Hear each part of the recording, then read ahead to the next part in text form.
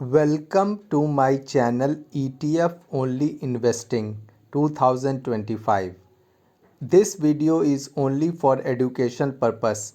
I am not a SEBI registered financial advisor, so please consult your financial advisor before doing any investment. मैं आपको यह strategy बता देना चाहता हूँ।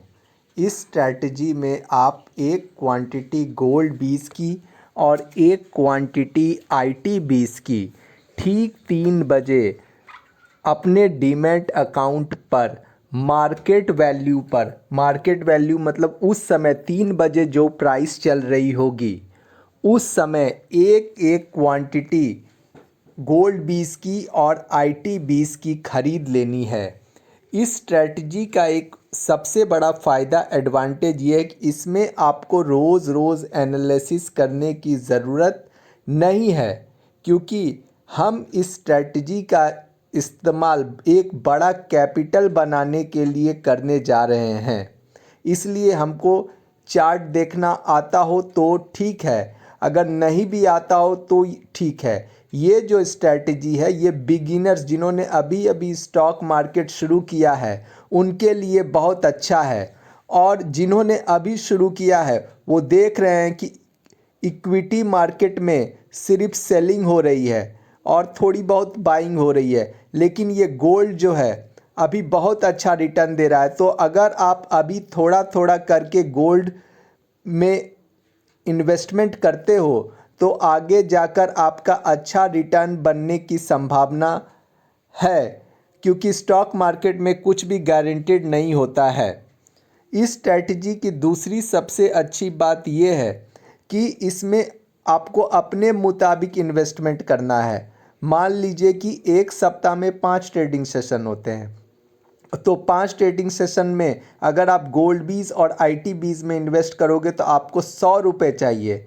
लेकिन मान लो क्या कि आपके पास 500 रुपये नहीं है, आपके पास सिर्फ 200 रुपये है, तो आप 2 ही दिन इन्वेस्ट करोगे। लेकिन ये जो 2 दिन आपने इन्वेस्ट किया और जो भी आपका 2 दिन का, इसको लंबे समय तक आपको होल्ड करना है। इसमें ट्रेडिंग नहीं करनी है, आपको इसको पेशेंस के साथ होल्ड करना है, क्योंकि ये स्ट्रैटेजी कैपिटल बनाने के लिए है। इसमें आपको ट्रेडिंग नहीं करनी है। अब प्रश्न उठता है कि गोल्ड 20 में क्यों इन्वेस्ट करना है, क्योंकि गोल्ड सभी लोग खरीदना चाहते हैं, और फिजिकल गोल्ड अगर आप खरीदने जाओगे तो वो आपको महंगा पड़ेगा, वो आपको कम से कम 1,000 से 10,000 का पड़ेगा। लेकिन अगर आप ETF खरीदोगे तो एक ETF 72 रुपये 26 पैसे यानी 72 रुपीज़ 26 पैसे का पड़ेगा। तो ETF सस्ता पड़ता है, इसलिए आपको ETF में इन्वेस्ट करना है। लेकिन ETF में इन्वेस्ट तो करते हो, लेकिन इस ETF को आपको लंबे समय तक होल्ड करना है, तभी आपका कुछ रिटर्न बनेगा। इसमें आपको पेशेंस रखना है। और IT 20 में क्यों इन्वेस्ट करना है? IT 20 में इसलिए इन्वेस्ट करना है क्योंकि IT 20 एक ETF है और इसमें सारी इंफॉर्मेशन टेक्नोलॉजी की कंपनियां हैं। और मान लीजिए कि आप IT के किसी स्टॉक में इन्वेस्ट कर दे तो आपको चार्ट देखना आना चाहिए, उसका सपोर्ट रेजिस्टेंस पता करना आना चाहिए, उसका टारगेट कितना होगा, उसका 1 साल में कितना रिटर्न दे सकता है, ये सब आपको पता होना चाहिए।